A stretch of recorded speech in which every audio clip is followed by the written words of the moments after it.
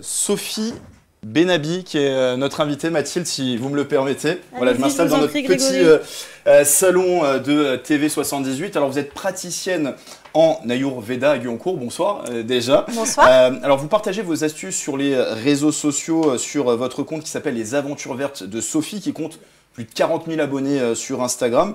Et on va parler avec vous donc de l'Ayurveda qui sera sans doute un allié pour nos Yvelinois durant ces fêtes de fin d'année. Est-ce que vous pouvez déjà dire en quelques mots c'est quoi l'Ayurveda ?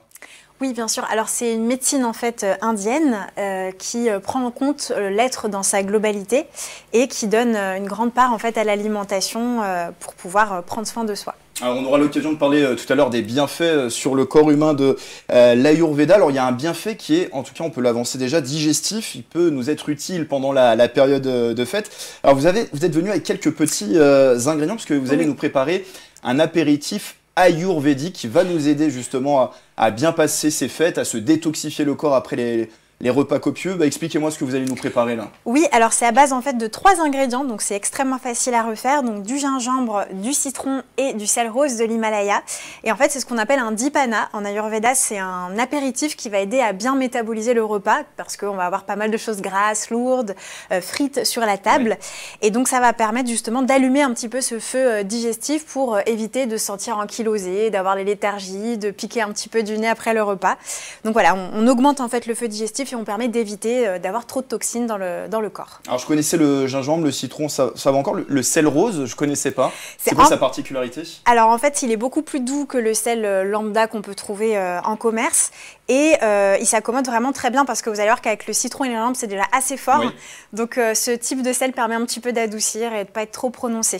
Et pourquoi alors ces ingrédients sont-ils bénéfiques pour nous voilà, qu'on les prend dans leur entièreté, que ce soit le gingembre, le citron, le sel, pourquoi ils vont être bénéfiques pour nous? Alors, c'est surtout cette convergence des 3 qui est très intéressante parce qu'en fait, le salé, l'acide et le piquant, c'est 3 saveurs en Ayurveda qui aident à booster le métabolisme et à éviter que les toxines soient trop importantes dans le corps et dans le système digestif. Donc, c'est très intéressant de les prendre ensemble, mais on peut aussi les prendre de manière éparse. Par exemple, un jus de citron avec de l'eau chaude, ça sera tout à fait aussi une façon de prendre soin de son système digestif avant les fêtes ou pendant les fêtes, ou juste une infusion de gingembre, c'est tout à fait aussi possible.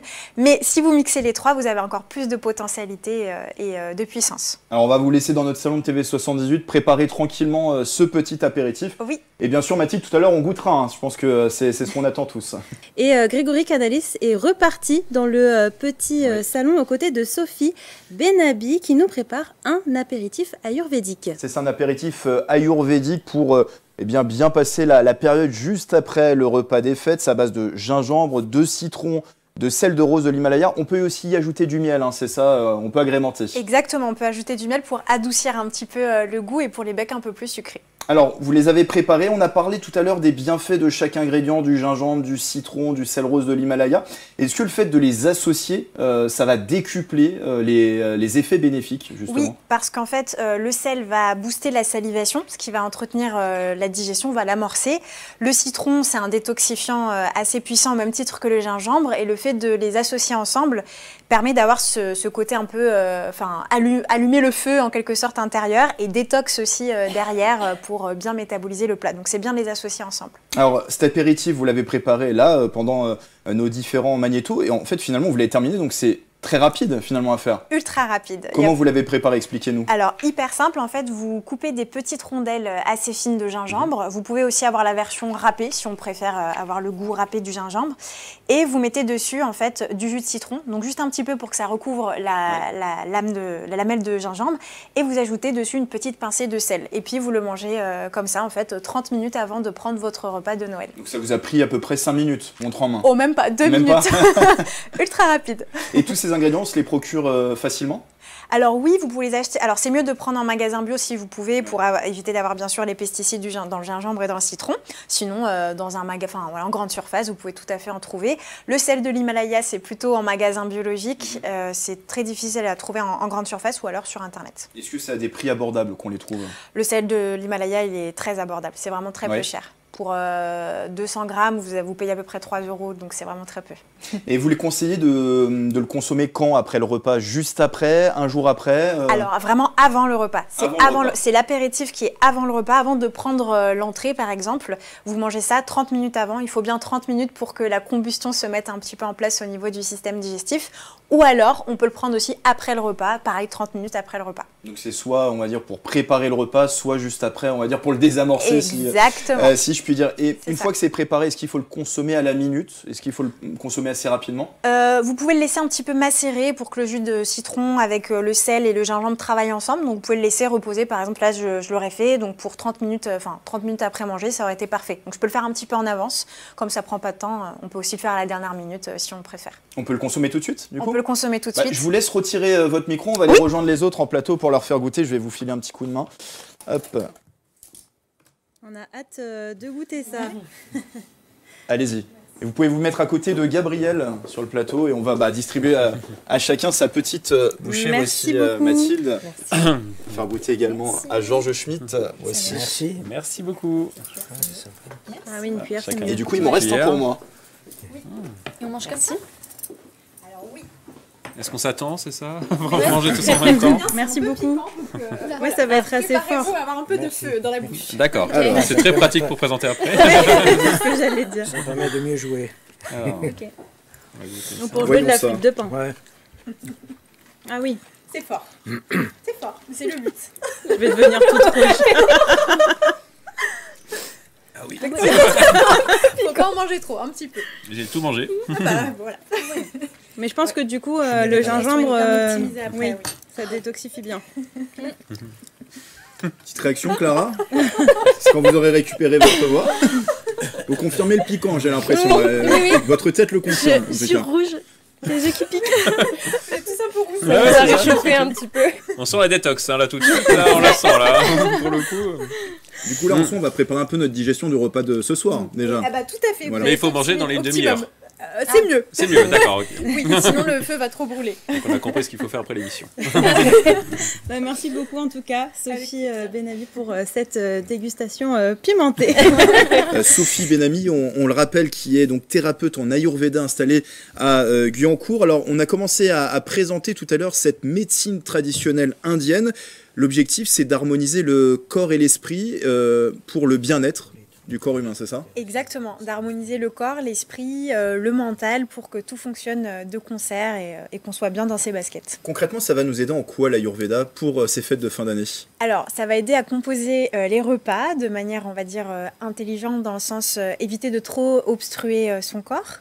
Donc avec des choses mais vraiment hyper simples et que tout à chacun peut faire. Donc par exemple, éviter de boire froid à table parce que le fait de boire froid, en fait, vous allez éteindre votre feu digestif et vous allez vous sentir lourd. Donc on évite de mettre des glaçons dans son verre, on évite de boire par exemple un champagne trop froid. Et donc c'est quoi le mieux? C'est température ambiante? Exactement. Est-ce qu'on peut boire chaud ou... On peut boire chaud si on le souhaite. Alors là c'est idéal, donc pendant le repas par exemple ou avant, avec une petite infusion d'épices par exemple, c'est très bien. Ou alors juste à température ambiante, ça sera parfait. Mais jamais glacé et on évite les glaçons de préférence. Ensuite ça va être utiliser les épices. C'est ça, on va les parsemer sur nos aliments, que ce soit notre foie gras, les viandes, les poissons, les desserts.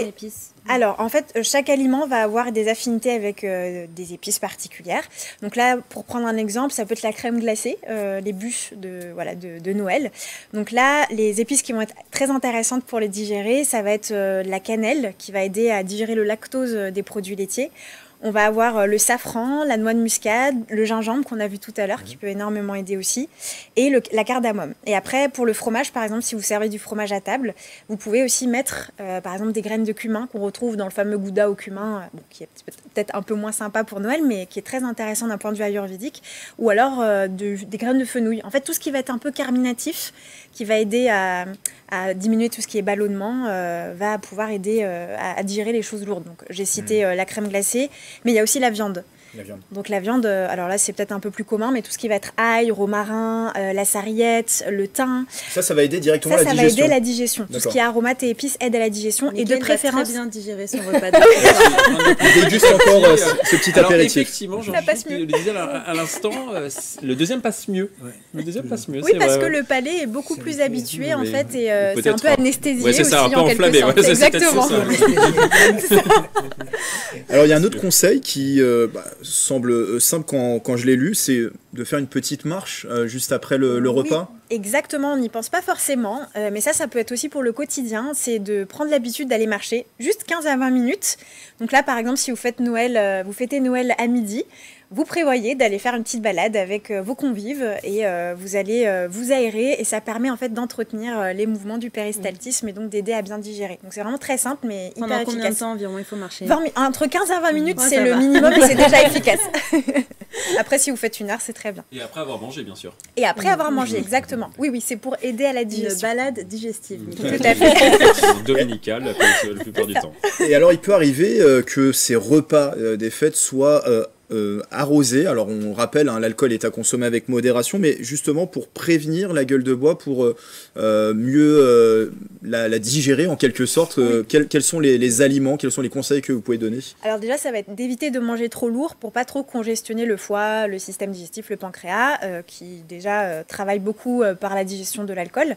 Donc si vous pouvez, vous évitez d'ajouter du chocolat, de reboire de l'alcool derrière, de manger trop carné, donc trop de viande par exemple, au lendemain de fête, donc manger très léger, des bouillons, des soupes, des assiettes de légumes. Et puis, il y a une petite astuce, c'est de prendre une banane, de l'écraser et de mettre dedans du romarin. On peut y ajouter du curcuma et du poivre. Et ça, en fait, ça va éviter qu'on perde trop de potassium avec l'alcool, en fait, qui fait fuiter le potassium et qui donne des maux de tête et qui assèche aussi. Donc, ça permet aussi de réhydrater un petit peu et d'éviter, de soutenir un peu l'activité du foie qui est un peu mise à mal par l'alcool avec le romarin. J'ai lu que le gingembre aussi avait un rôle bénéfique. Finalement, c'est l'ingrédient miracle pendant ces fêtes. C'est un peu l'ingrédient miracle, antitoxine, qu'on peut utiliser vraiment en fait au début du repas, pendant le repas et même après le repas. Si on l'a à ces fêtes, c'est tout gagné. Alors si on veut aller plus loin sur l'Ayurveda, vous avez beaucoup écrit sur le sujet. Il y a notamment ce livre qui s'appelle Le Grand Livre de l'alimentation ayurvédique. Ça a été publié en 2021 aux éditions Le Duc. Dedans, on trouve en somme tout un tas de conseils, des recettes aussi. Alors on trouve des recettes, tout ce qui est lecture en fait de l'alimentation ayurvédique parce qu'il y a beaucoup de choses à savoir et à connaître et en fait au final c'est très abordable pour tout le monde. Donc la cartographie des aliments, comment on fait une détox ayurvédique, comment on compose un plat ayurvédique pour la famille, c'est très pratico-pratique pour le quotidien. Eh bien, merci d'être venue en plateau, Sophie Benami. On précise d'ailleurs que c'est une reconversion. Ça a été un peu une passion, l'Ayurveda, pour vous. Oui, un coup de foudre, une rencontre en fait. Et effectivement, avant, j'étais ingénieure informatique et j'ai tout quitté pour l'Ayurveda. Et si on veut aller plus loin, donc je le disais, il y a ce livre, il y a aussi vos réseaux sociaux. Il y a un compte qui s'appelle Les Aventures Vertes de Sophie, Instagram, TikTok, Facebook et également YouTube. On peut retrouver des petits conseils au jour le jour sur ce compte Instagram. Et sur les autres comptes, plus de 40 000 abonnés sur Instagram. Sur Instagram, sur YouTube, sur TikTok et sur Facebook. 40 000 et une personne maintenant. Très précis en direct. On aime la précision. Merci beaucoup, Mickaël. Merci, Sophie. Merci beaucoup, Sophie Benabi, pour tous ces conseils.